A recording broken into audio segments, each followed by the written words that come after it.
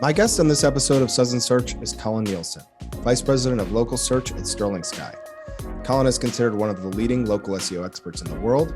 He is a Google My Business product expert. He's on the faculty at Local U, and he's a contributor to the Moz Local Search Ranking Factor study. Colin is an in-demand speaker and blogger on topics related to local SEO. You may have read his work at Search Engine Land, Local U, Bright Local, and on the Sterling Sky Company blog. The legendary local SEO Mary Bowling announced her retirement shortly before we went on the air. I'm going to start my conversation with Colin talking about the enormous impact Mary had on his career. Colin recently discussed how to build a unique local SEO playbook on a podcast with Bright Local. I'm going to ask him a few questions about that podcast, and he'll take us through the approach at Sterling Sky, which places a huge value on testing and experimentation. And it wouldn't be a local SEO episode if we didn't spend a little time talking about spam, or at least the gray area of local SEO. Colin describes the almost unbelievable lengths that businesses are willing to go to appear more prominently in local searches. Grab something cold to drink and join me for a conversation with Colin Nielsen. We'll talk about the upcoming Local U conference on August 31st. We'll spend a little time talking about how to start an effective local SEO campaign, and Colin will tell you how Google penalizes spammy tactics. All right, Colin Nielsen, welcome to Suds Search. How you doing? Mark, I'm doing fantastic. Thank you so much. Really nice to meet you. Likewise, this is the first time I've met you, although I've followed you from afar for a long time, and big fan. So a lot to dive into. I wanted to start with a big announcement in local SEO. I just saw this on Twitter. Mary Bowling announced her retirement this week. For those who don't know Mary, she's a serial entrepreneur. She's the founder of Local U. Local U was eventually acquired by Sterling Sky, where Colin works. She's like the host of Last Week in Local, a really important podcast with Mike Blumenthal, and I believe she's a colleague of yours. So all throughout Twitter, there have been these really great tributes to Mary and stories about her. I'm curious if you have anything you'd be willing to share with our audience about Mary. Yeah, for sure. So I got into the industry in 2010. Okay. And my first influences in this industry were actually probably three main people. Four, we could probably expand it to. Joy obviously brought me into this world and sort of taught me, but then also Linda Bouquet, if people remember her from the original owner of the Local Search Forum. She was the original mentor, and Mary Bowling. So three wonderful women were sort of my influences at the beginning of my local search career. I believe the first time I saw Mary Bowling was at a Local U event in 2012 in New York City. It was paired up with, at the time, it was called getlisted.org, so back in the day. And yeah, I remember Joy and I walked into the big conference. It was part of SMX, I believe at the time. It was like a subset instead of its own kind of big thing, Local U. And yeah, we walked into this kind of small room, and there was Mary and Mike and Darren and Aaron and Mike Ramsey and all those wonderful original people. And yeah, I just remember thinking that Mary just had this way of presenting and teaching. I would say that's the best word that would describe her as a teacher, and just her ability to like clearly articulate and dissect topics that should be kind of complicated. So I remember then, like, fast forward, I think I saw her at a MozCon or MozCon Local, probably 2015, 2016, and she did this presentation on keyword research. And it was the first time I saw somebody just take this concept of keyword research and just boil it down to this simple kind of way of approaching it. And that was, so that's how I regard Mary, as one of my original inspirations, as well as a teacher who can really simplify things that aren't necessarily simple. Yeah, that's really a gift. That's hard to do. Well, she'll be missed. So congratulations on your retirement, Mary, and look forward to your next chapter. Yes. So shifting gears, I wanted to talk to you about a podcast you did with Bright Local, and I thought this was really interesting. You kind of go through your playbook. And one of the things that increasingly interests me the longer I'm in this is how to actually do the job of being a local SEO. So there's a lot of information about individual tactics or SERP features or GMB features, but not as much about the boring day-to-day activities, week-to-week activities of being an SEO. But that's really what we need so much more of. I'll link to the podcast in the show notes because it's thorough. It goes through all of it, and we probably will not have time to go through all of that. But just as a start, when you inherit a local SEO campaign, what are some of the very first 2 or 3 things you like to do to get started? Yeah. So anytime we start a relationship with a new business, we're always starting with that local SEO audit. And so our audit is something that really probably initially had life breathed into it as far as like the template that we create, 5, 6, 7, 8, 9 years ago, even before Sterling Sky. Joy and I were using some iteration of what we use now. It's just been continually updated as time goes on.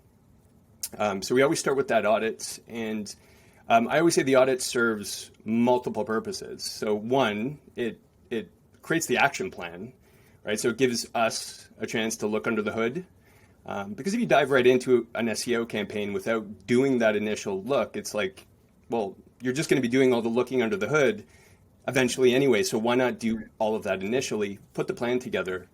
But then the other really important thing that it does that I've noticed over the years is it gives business owners insight into how we think, like Sterling Sky or whoever on the team is doing the audit gives them insight into how we think about solving local SEO problems, which creates like aha moments as we're delivering the audits, because they typically, our clients are somebody who's worked with 1, maybe 2, maybe 3 SEO agencies, and we'll deliver this audit and they'll be like, I thought I was doing local SEO for the last 3 years, but like I didn't even know about this stuff, or they never talked to me about any of this stuff.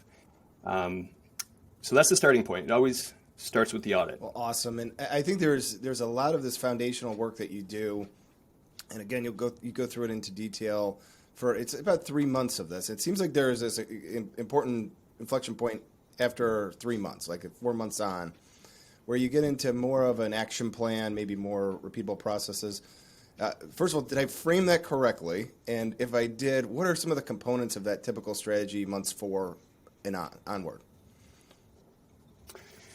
Yeah, so I think you worded that well. Yeah. So certainly the first month. So we do the audit. We get into month 1 with the client. We've got our action plan because we've done the audit. We've reviewed it with the business owner, signed off on it, all that kind of stuff. Month 1 is probably a lot of setup as far as making sure call tracking is set up, analytics has goals set up and set up properly. All that kind of good stuff is taken care of in month 1.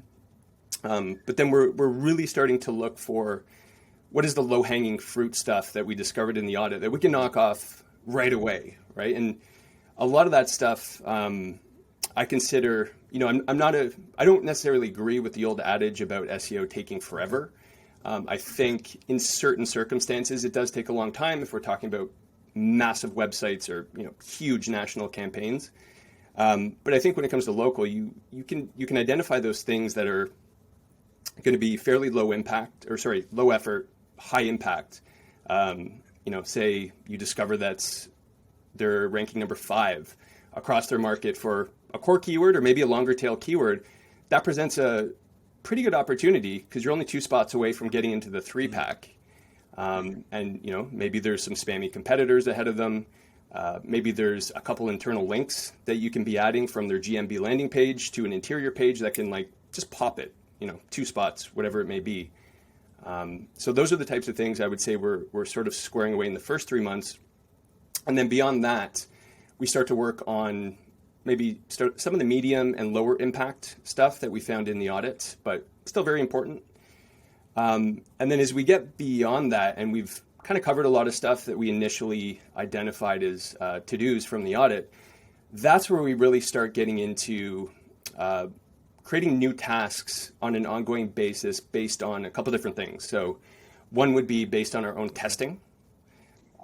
So we have a pretty organized, kind of rigorous testing process at Sterling Sky, where quite a few people on our team are part of the process, where we have assigned hours every month, and we can come up with test ideas. Everybody can come up with their own ideas that they want to test to see if it's this thing, does it impact ranking, does it have an impact on click-through rates, whatever it may be. any of those tests that actually come to fruition and sort of get the green check mark, like this worked, gets baked in to the to-do list. So this could be like, it could be even year 3 working with a client and we figure out this new thing or this new discovery where we go, oh, this feature in GMB that historically we thought didn't impact ranking, turns out maybe it does based on this testing we've done. So we'll bake that into the kind of to-do list on an ongoing basis. I love it. And it's something you mentioned in the podcast. It's that you and Joy, sort of from the beginning of Sterling Sky, saw that as something you really wanted to do. The testing and experimenting, it was a way to inform the overall company's processes. And that's not at all surprising for somebody who watches watches your blog, sees the sort of presentations you guys give. I'd like to just flesh it out a little bit more if we could. For our audience, explain how some of those tests have come into fruition, have actually led to tactics or strategies for clients and day-to-day work that you guys do at Sterling Sky. Yeah, it's a good question. So I'm trying to just think of some recent tests that got the green check mark. So for instance, we've done some testing around things like the navigation menu on a website, and what is the impact of shortening that menu? And because the way we look at it is, if somebody comes to your website, if you're a personal injury attorney or criminal attorney, the overarching thing you do is personal injury. But then in your main navigation under practice areas, there's a 15 page long drop down menu that dog bites, this, that, and it just gets super deep. And I look at it as like that same decision paralysis sort of effect. If you go to a restaurant, you pull out a big menu and it's 50 pages long. It's harder to decide or find the thing that you want. B, once you actually decide on that thing, you're questioning whether you selected the right thing. So like we doing a lot of testing around shortening navigation menus, and something like that can have a significant impact. So once we discover that, well, that now becomes part of our task template, let's say, for new clients that start with us. So when we create that new task list for them, they automatically have this task that says, hey, check their navigation menu. How long is it? Okay, it's too long. Well, let's go through it and have a conversation with the business owner and say, what are the top 3 or maybe 5 practice areas that you want more business from over the next 6 months? Let's leave those in, and then we'll create a landing page with all services, all practice areas that we can sort of link to from the navigation menu. So that would be a good example. That's a great example. It's just very interesting, your guys' approach. I like it very much, and I think we benefit as just people in the industry from these studies that you do as well. So I wonder if we could shift gears just a little bit. I heard your presentation at Local U. I think it was in the spring now. It was a few months ago. This was a fun presentation. It was about all the gray area. It's like Shades of Gray is the title of it. Went back and looked at it before this call, and I should point out you're not endorsing any of these tactics, but it's something you've noticed and you've studied. First, I wonder if we could go through these point by point if you've got time. So the first is something that everyone in local SEO knows about. It's annoying, and you'll see people inject keywords or maybe a geomodifier into the business name, and this is sort of like keyword stuffing helps you do better in maps. For our audience, I sometimes blow past the basic questions when I'm talking to a local SEO, but for our audience who doesn't know, how effective is this tactic of keyword stuffing? Yeah, it's extremely effective. And just wanted to mention, since we were talking about Mary at the beginning, so the title for that presentation, it was Shades of Gray, Controversial Local SEO Tactics that Drive Performance and Results. I collaborated with her to come up with that idea. So Mary is very creative, and I was like, I'm going to go to her, and I'm actually consulting with her on some other presentation names. So that's something she's really good at as well. It's extremely impactful, and the theme for that presentation was what it all boiled down to is people need to pay more attention to what Google is actually doing versus what Google is saying, whether it's in their help docs or tweeting, when they're tweeting from one of their Twitter handles. It's very often very different than what they're actually doing. And so keyword stuffing, what I was kind of acknowledging in this presentation was that, yes, it's still to this day and has always, since the beginning of like Google Places and before Google Places, has had that impact. Still does today, but now what we're seeing is this phenomenon where I would say mainly lawyers and law firms, but it's happening in other industries too, are, I would say, legitimately rebranding to get these keywords into their name. Yeah. So it's wild. They're updating the logo on the website. They're updating their Secretary of State, like everything, so that they can do it. And if anything ever happens to their listing, they get suspended or they need to contact GMB support for an issue, that won't be an issue because they can say, like, that's my name. It's on my website.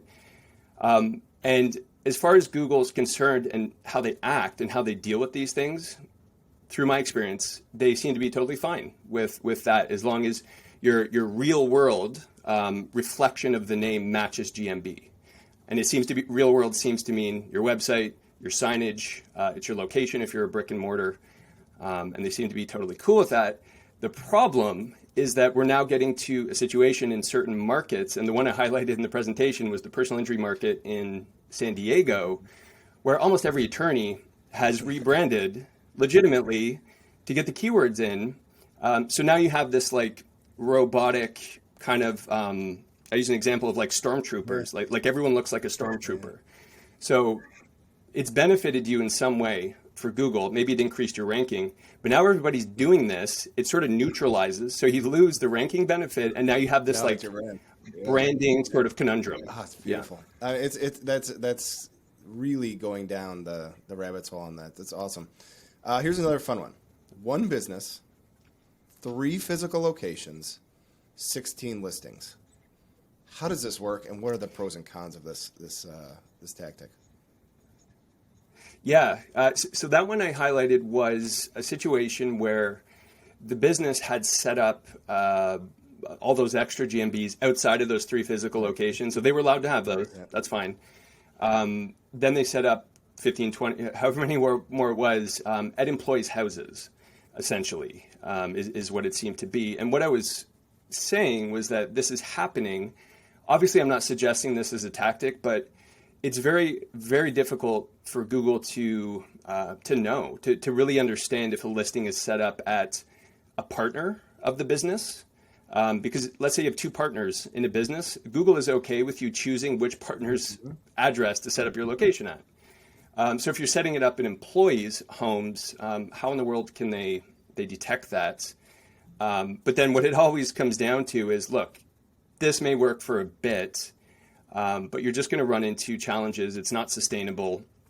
If you ever have one of those listings suspended or have to deal with negative review, so you have to contact GMB support, if they can determine that, like, hold on a sec, you've got 16 listings going on here, A, they're probably going to suspend that listing, or they're just not going to help you. Yeah. And say, you know what, until you address this, I'm not helping you with the reviews or whatever it may be. Come back. So sorry. Makes sense. Makes perfect sense. So another one of my favorites, using schema to get those gold stars. So in the snippet. So this is like where you'll have sort of a rich snippet in the search results.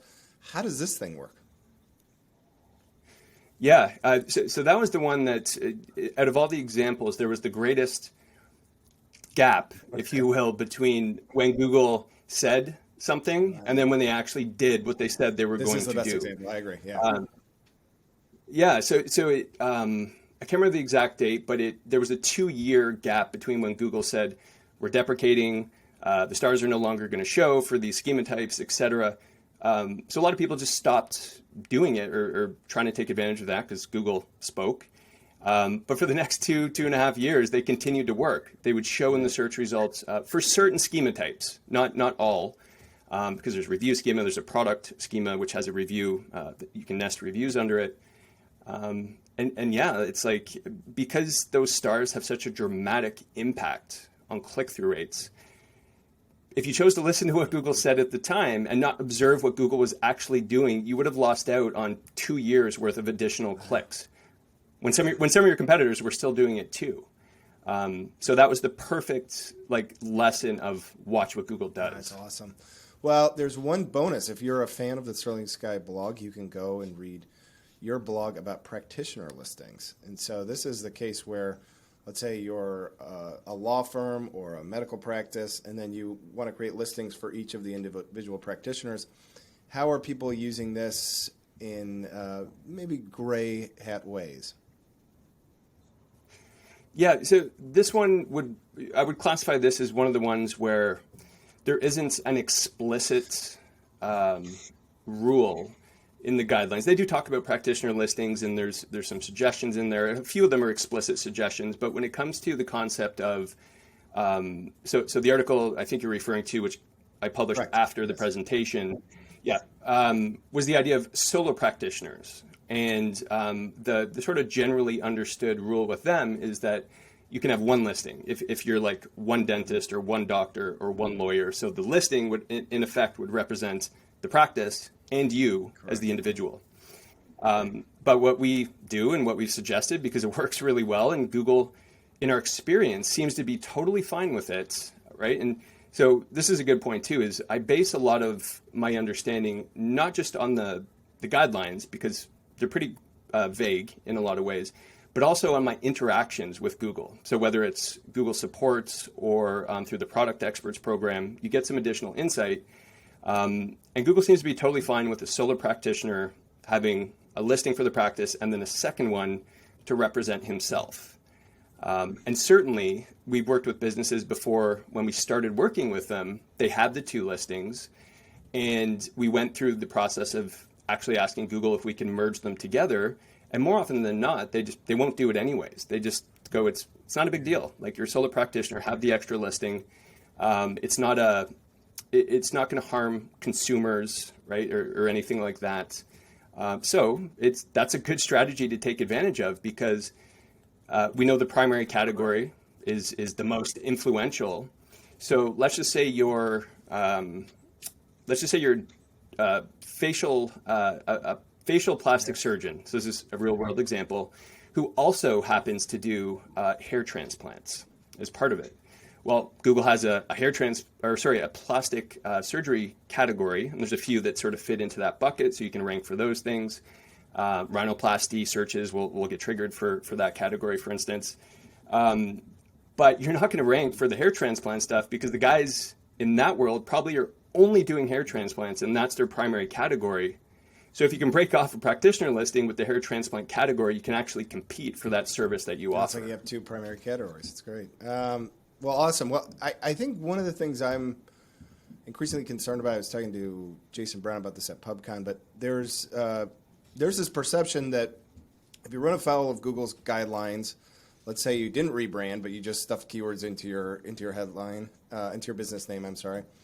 There's this perception that you'll get a penalty, and a further assumption that the penalty has some real teeth. A lot of times it doesn't seem that way to me. It seems like this is just a game of whack-a-mole. You know, you're a GMB product expert, which for those who don't know means you really are an expert in how these things work and how Google looks at this. What actually could happen to someone caught violating Google's terms? Yeah, so there's varying things, and it really depends on a couple things. So it could range from Google simply removing the extra descriptor from the name, all the way to a hard suspension.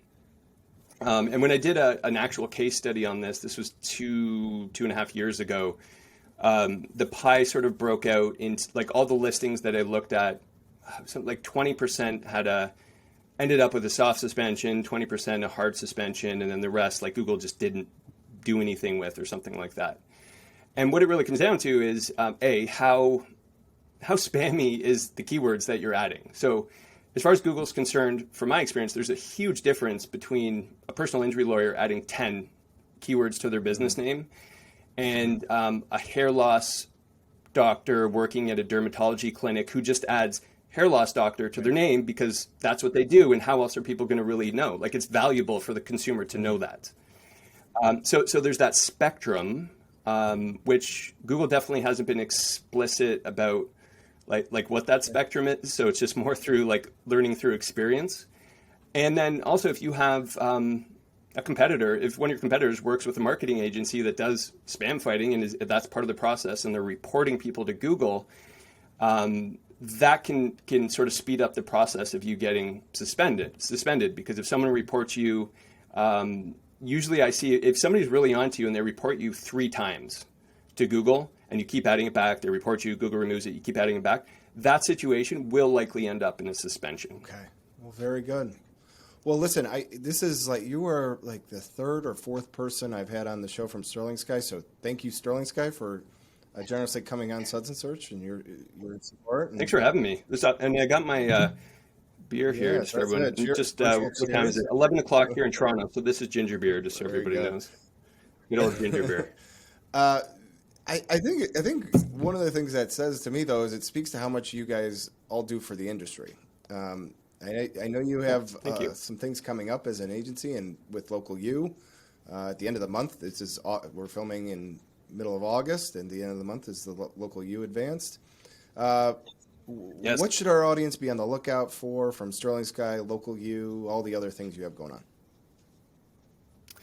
Yeah, it's definitely Local U, so that's August 31st. I was just looking through the agenda this morning, which is posted live at the Local U site, and it just it gave me goosebumps. The like the speakers, the topics, just look unbelievable. Then there'll be nothing set in stone yet, but there will be one more Local U event towards the end of this year, so people can start thinking about that. And then I think just between now and the end of the year, we're just doing our best to continue to test rigorously, to keep adding to that list of like high impact items we can be doing for our existing clients, especially our new ones, of course, as well. But we have a lot of clients who have been with us for 3, 4, since the beginning of Sterling Sky, where we just have to continually be creative, finding new things to do. So that's a big part of what we've been thinking about. And our team's expanding. As of next month, we'll have a new full-time employee starting, which will bring us up to about 20 team members at Sterling Sky. So we're doing that slow, methodical, really good growth, bringing in like the best people. And it's been working out really well. And we just want to continue to make sure that we put extra sort of care and attention into that part of growing the business. Because we all know that is something that can really derail an agency fast, and I've seen it happen before. So we're putting that attention and care into finding the right people, and it's been working well so far. We have such an amazing team. Awesome. Real last question: how do people reach you if they want to learn more? What's your favorite social media? What's the best way to get in contact with you? Yeah, favorites would be Twitter. That's definitely where I'm most active. Just at Colin Nielsen. LinkedIn. I spend quite a bit of time at LinkedIn. You can find me there. And I always tell people, if you want to kind of look me up and check out any profiles, just search my name on Google, just due to the spelling of it. And I would say my parents had some foresight when they named me with SEO in mind.